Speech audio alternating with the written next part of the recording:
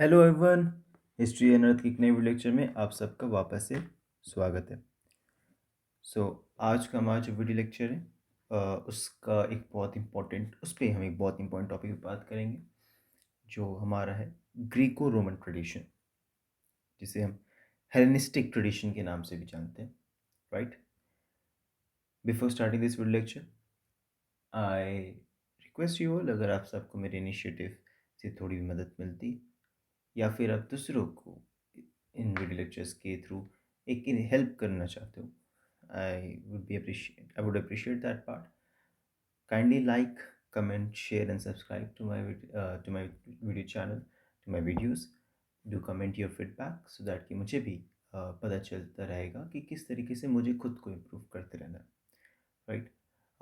In case अगर आप किसी भी तरह के डाउट्स हो, you can ask me on my Instagram handle.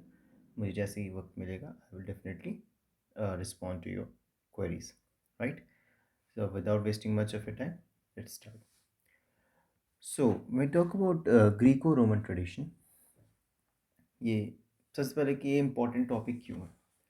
Important topic इसलिए बिकॉज जब हम हिस्ट्री को पढ़ते हैं, हिस्ट्री को हम समझते हैं, तो ग्रीक और रोमन ट्रेडिशन को समझना एक इनएविटेबल पार्ट है। मतलब ये समझना ही ज़रूरी है बिकॉज हेरोडोटस, जिनका नाम आपने सुना होगा, वो is called the father of history, right. तो इट्स बट ऑब्वियस कि इनके इस पूरे कल्चर को पढ़ना समझना ज़रूरी है।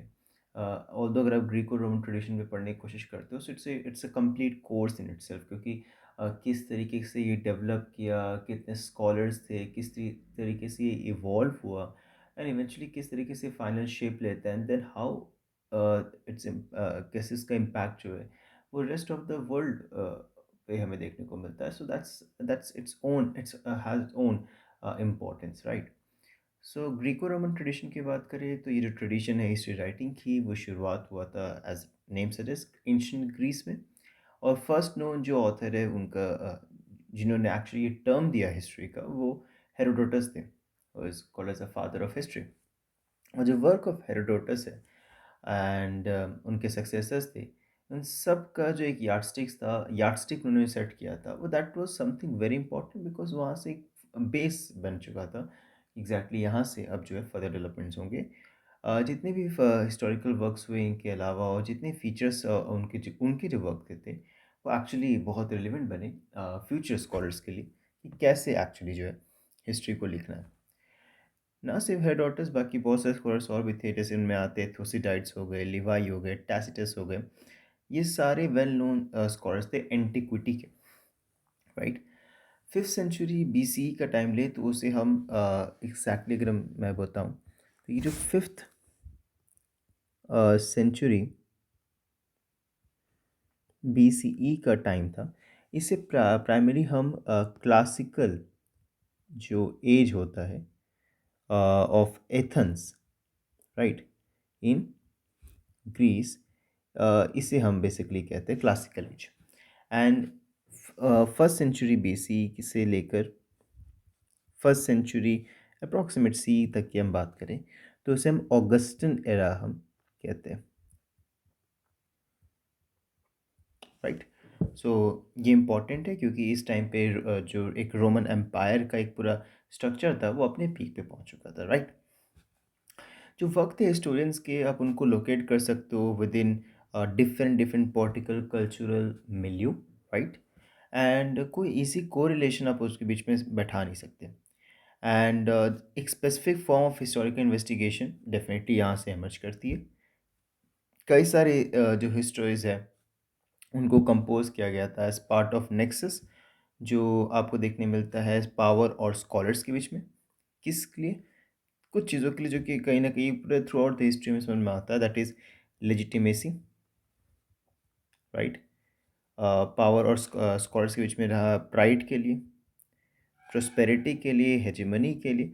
सो ये चीज़ें हमें दो सारे हिस्ट्री में हर एक हिस्ट्री के पार्ट में मेजरली ये चीज़ें देखने को मिलती हैं।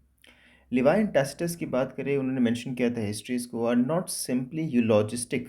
यूलॉजिस्टिक तो एक काइंड ऑफ, मैं इजी लैंग्वेज बताऊँ तो एक गाते वक्त एक पोएटिक फॉर्म पे जिस चीज़ को हम प्रेजेंट करने की कोशिश करते हैं वो सिंपली से यूलॉजिस्टिक नहीं है, बट उसमें कई सारी चीज़ों का एक मिश्रण है।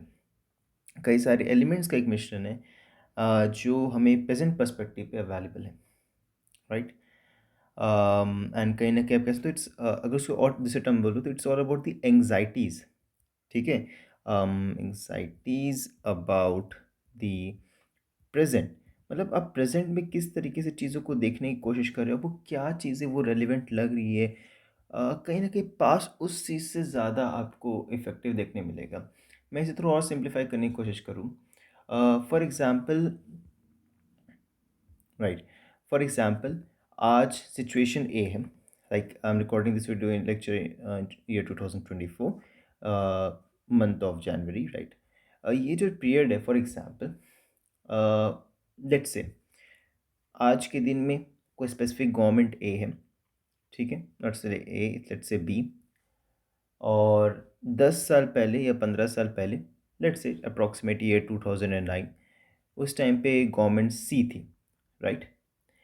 अब इस टाइम पे जो एक एंग्जाइटी थी प्रेजेंट कंटेक्स्ट, उस टाइम प्रेजेंट कंटेक्स्ट के हिसाब से हिस्ट्री को चैनलाइज उस तरीके से किया गया था, राइट।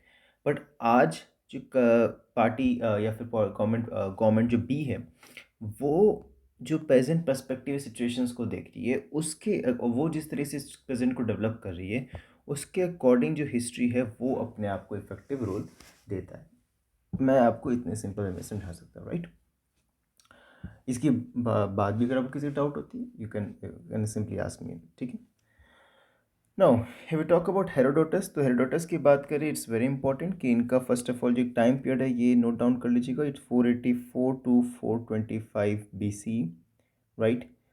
थुसिडाइड्स का टाइम पीरियड अप्रॉक्सीमेट 460 से लेके 400 BC। लिवाई का टाइम है अप्रॉक्सीमेट 64 से 17 BCE। एंड टैसिटस का टाइम पीरियड है 55 से लेके 119 सी, राइट। सो ये कुछ आपको टाइम पीरियड जो है देखने को मिलता है। और टॉक अबाउट हेरोडोटस, तो इनका जन्म जो था वो एशिया माइनर में हुआ था, जो कि एरिया रीजन ऑफ ग्रीस कहलाता है।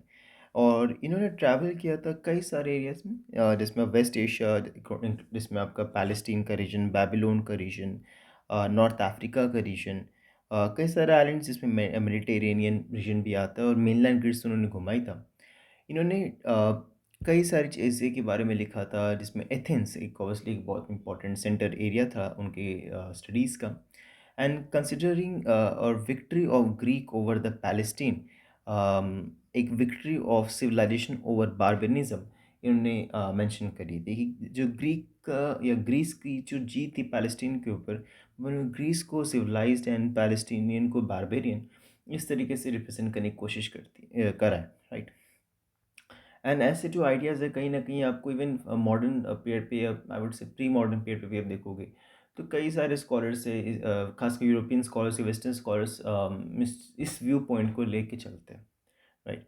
थूसिडाइड्स की बात करें तो ये एथेंस में इनका जन्म हुआ था। इन्होंने ये एक जनरल की तरह, एक मिलिट्री जनरल की तरह इन्होंने सपोर्ट किया था पेलिपोनेशियन वॉर में, और जो कि ओबियसली आपका एथेंस और स्पार्टा के बीच में हुआ था, जिसमें स्पार्टा डेफिनेटली एथेंस और स्पार्टा बीच में हुआ था, एंड स्पार्टा को बाद में एक्चुअली एक्साइल कर दिया गया था।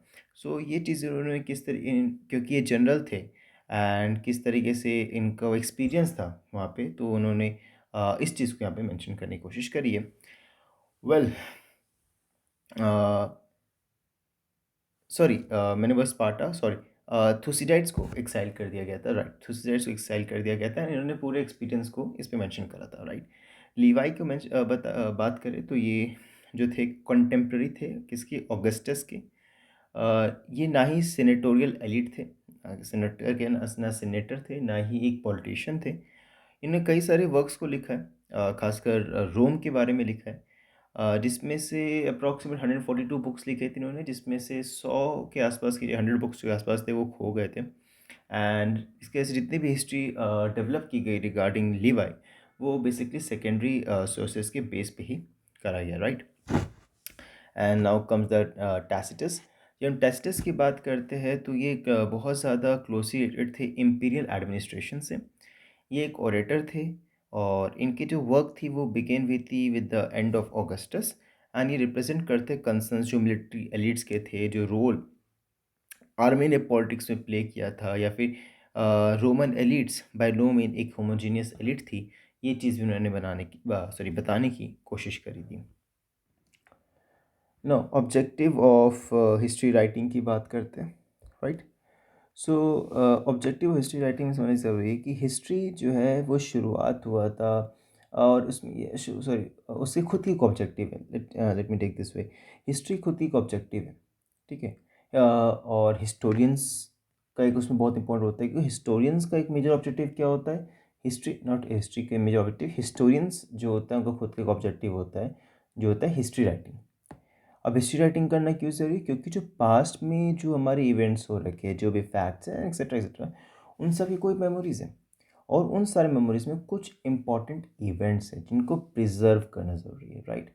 हेरोडोटस की खुद का ऑब्जेक्टिव ये है कि उन कहा था कि एक ऑब्जेक्टिव है कि ज़रूरी है प्रिजर्व करना उन चीज़ों को जो इंसान ने पहले कर रखा है, एंड प्रिवेंट करना, रोकना, बचाना the great and wonderful actions जो ग्रीक्स ने किया था, एंड एंड कोशिश करना है कि जो बारबेरियंस है वो उसको ख़त्म ना कर दें।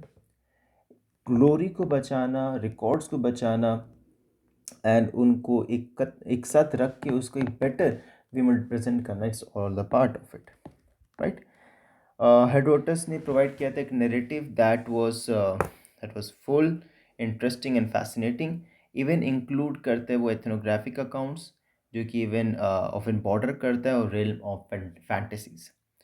देन इन्होंने ये बोला था कि जो आप यूलोजाइज्ड करते हो ना, मतलब यूलोजिस्ट, लेट मी राइट दिस, यूलोजाइज्ड करना, इट्स ऑल अबाउट जो विक्ट्री ऑफ जो ग्रीक्स को यूलोजाइज करते हो। एट द सेम टाइम इन्होंने एक्चुअली इसको यूलोजाइज किया था, एक पोएटिक फॉर्म पे इसको प्रेजेंट किया था, और साथ ही साथ एक सेम टाइम पे इन्होंने रिकॉग्नाइज करने की कोशिश की थी हीरोइज्म पर्शियंस का और स्पार्टन्स का, राइट। थुसिडाइड्स की बात करें, एंड हेरोडोटस की बात और मैं बताने की कोशिश करता हूँ। इनका मेजर ऑब्जेक्टिव ये भी था कि रिकॉग्नाइज करना to even those who lost. इन्होंने कहा था आपको उन लोगों को भी रिकॉग्नाइज करने की ज़रूरत है जो हार चुके हैं, राइट। तो ये चीज़ इंपॉर्टेंट है विद रिस्पेक्ट टू हेरोडोटस। ना विद रिस्पेक्ट टू थुसिडाइड्स, तो उनके बारे में ये चीज़ इंपॉर्टेंट है कि इन्होंने ढूंढा था ग्रेट वॉर, एंड उनका आउटकम जो है वो याद रखने के लायक होता है, ठीक है।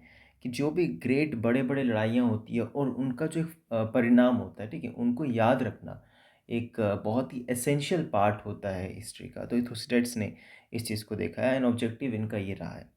लिवाई एंड टैसिटस की बात करें तो उन्होंने बोला था कि जितनी भी लड़ाई हुई है, लड़ाइयाँ हुई है, वॉरफेयर हुई है, उन सबको याद रखना एक वर्थ पार्ट है मेमोराइजेशन का।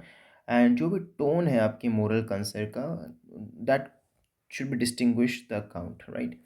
Pre occupation with military activities आपको देखने मिलेगा, ये बहुत ही इंपॉर्टेंट एस्पेक्ट है खासकर टैसिडस के वर्क में। एंड ये यहाँ पे वैलराइज करते हैं, बहादुरी दिखाते हैं उन सारे लोगों की जिन्होंने जिन्होंने लड़ाई में भाग लिया होता है, जो कि एक काइंड ऑफ मार्शल हीरोज़ रह चुके होते हैं। ये क्रिटिक थे आपके कंटेम्प्रेरी सिचुएशंस के, to keep his work non comparable with writings of Rome in old days. अगर हम देखें लिवाई एंड टैसिटस की, तो दोनों रिगार्ड करते हैं देयर वर्क एज एजुकेटिव, ठीक है, जो दो ज्ञान देते हैं। हिस्ट्री स्टडी जो होता है, हिस्ट्री का जो स्टडी होता है वो इनका मानना होता है कि वो प्रॉफिटेबल होता है, क्योंकि एक रिकॉर्ड होता है infinite variety of human experiences का, and within those records examples और वार्निंग्स भी होते हैं हर एक इंसान के लिए, एंड हर एक चीज़ के लिए इवेंचुअली मिल जाती है उसमें। टैसिटस की बात करें तो with a despotic rule history writing जो है वो सिस्टमैटिक बन जाता है, राइट। एंड कुछ के पास एबिलिटी होती है कि वो डिस्टिंग्विश कर सकता है अच्छे चीज़ों के बीच में, बुरी चीज़ों के बीच में। बस मोस्टली वो लर्न करता है अपनी खुद की समझदारी से और from the Fortune of others, right. जो डल वेट है आपके पास्ट का, ये मानना है टैसिटस का, वो रिस्ट्रिक्ट करता है हिस्टोरियंस को from venturing into the realm of fantasies और fantastic, right. And contrast to Herodotus, जिन्होंने रिस्क किया होता है खुद की credibility to records, such record such elements. Example history इन्होंने रिकॉर्ड कराता है on India is no more than his fantasy, right. So उसका रीज़न क्या है? इसका रीज़न सिंपल सा है, आप किस सोर्स को लेके चल रहे हो। क्या आप उसे प्राइमरी सोर्स को लेके चल रहे हो, खुद की इमेजिनेशन से लेके उस चीज़ों को बिल्डअप कर रहे हो? दैट वुड इवेंचुअली डिसाइड कि वो एक रिकॉर्ड राइट हिस्ट्री है या फिर एक फैंटेसी बेस्ड हिस्ट्री है, right. Tacitus as a historian जो है प्रोजेक्ट करता है खुद को कॉशियस एंड अपने आप को देखता है उस जगह पे जहाँ पे आप ब्रीफ डिस्क्रिप्शन कर सकते हो on the fabled phoenix. It's a basic thing that you can simply remember, right? And although rest of the these three topics are not that, I would say, important from exam perspective, but मैं definitely इनको touch करूँगा but in our next video lecture, right? So कुछ चीज़ें हैं definitely जो मैंने आपको simple एक रीडिंग पर्सपेक्टिव से रीडिंग करके बता दिया है, आई नो, क्योंकि उनमें कुछ समझने वाली चीज़ें नहीं, जहाँ समझने वाली थी मैंने उसे एक्सप्लेन कर दिया। कुछ चीज़ें उनको एज इट इज़ रीड कर लर्न करना बेटर है, बट जहाँ तक आपको इन चीज़ों को समझने के लिए बेसिक अंडरस्टैंडिंग चाहिए वो मैंने आपको प्रोवाइड करी है एंड आई इंश्योर यू वो बहुत है, राइट। उसके बियॉन्ड जो भी पढ़ना होता है, अगर आपको उसके बारे में ज़्यादा बेटर और डीप नॉलेज चाहिए, सो मैं एक इम्पॉर्टेंट बुक है ई श्रीधरन की, उनकी लिंक आपको डिस्क्रिप्शन बॉक्स में दे दूँगा, अब वहाँ से जाकर इसे पढ़ सकते हैं एंड बेटर अंडरस्टैंडिंग डेवलप कर सकते हैं। किसी भी तरह की क्वेरी हो do let me no, please like करा करिए, कमेंट करा करिए, शेयर करा करिए, सब्सक्राइब करा करिए, एंड किसी तरह का भी ऑब्वियसली डाउट, किसी तरह की भी डाउट हो do let me know in my Instagram handle और the comment section. that we'll meet in the next video lecture, right? I will cover the rest of the part remaining parts, right? And till then, बढ़ते रहिए, जय हिंद।